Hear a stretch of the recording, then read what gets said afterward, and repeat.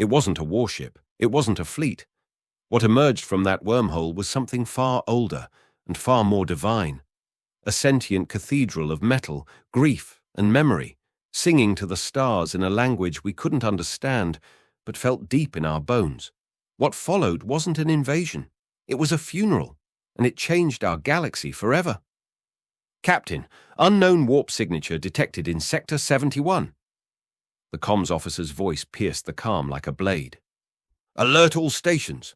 Full battle posture. Now, barked Captain Saren Volk, his boots striking steel as he paced the bridge with fire in his eyes.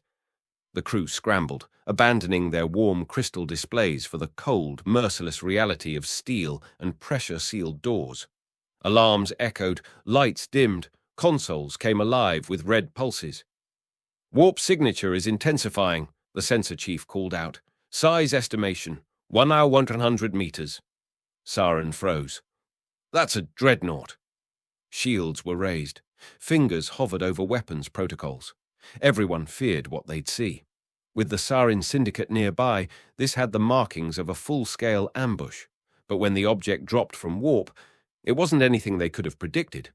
The thing was alive. Not biologically, but something about it felt sentient, towering, majestic, and awful.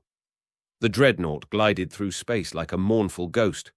Grey armor interlaced with red and gold filigree, massive cannons, intricate engravings, statues, holy seals, symbols in a lost language etched across every visible panel. At its bow was a skull, some beast long dead, or perhaps something created to haunt the stars. Its emblem, a gear of stitched gold, a 7-pointed scarlet star gleaming from the center. Then came the sound. Every frequency, every channel, every screen. Gone. Replaced by music. Voices.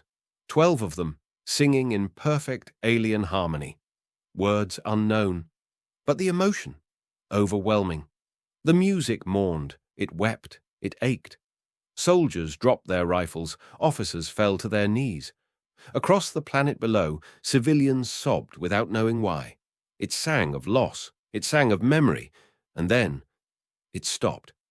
The ship rotated gracefully, revealing its underbelly.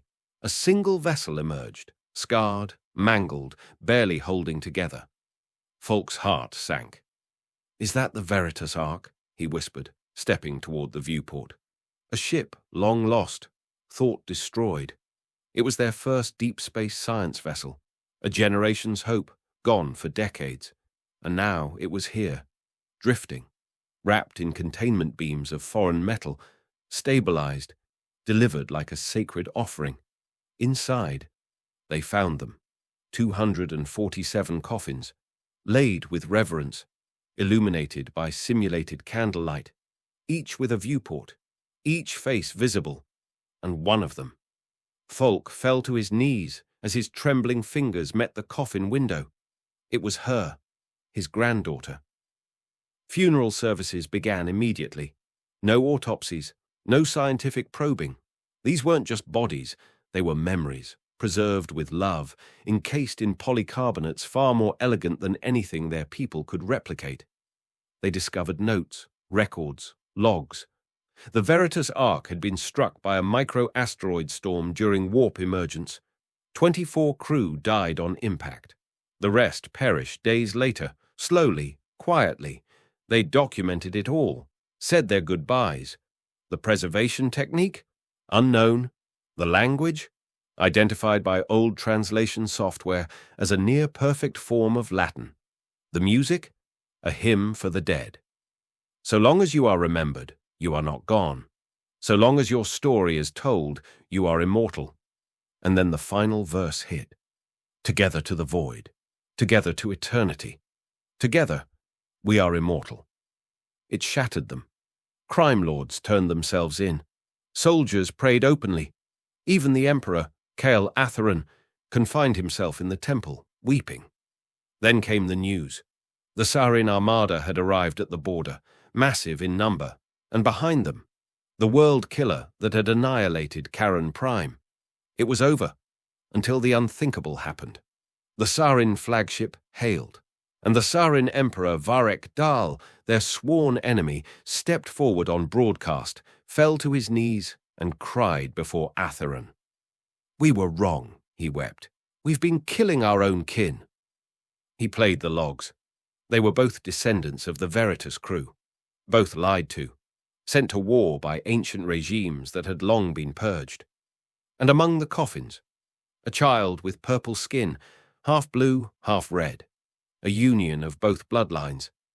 Peace came, not through war, but truth. Months later, a comms tech screamed her way into the grand hall. "We got a ping!"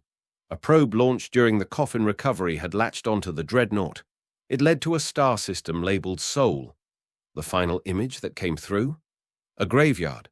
Thousands of ships, each with a plaque, each with names. Death is not to be feared. It is a companion we all must meet. Gone, but never forgotten. Never forget. Never lose more. And then, one final photo. A figure. 2 arms, 2 legs, staring into the camera with eyes the color of burnt amber and a smile that knew pain.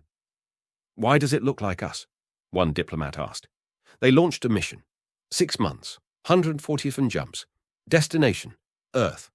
Upon arrival, they were met not with guns, but silence, until a voice, metallic, intelligent, cut through their comms.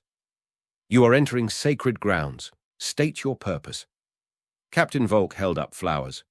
"To pay respect. To bring home the lost." Permission was granted. Guided by lights, they found Retribution's Kiss, another long-lost vessel. Inside, more coffins. And standing at the far wall, hands folded, eyes closed, was him, the Gravekeeper. 5 fingers, rounded ears, a beard streaked with age. "I am Grim," he said, "and I have waited a long time."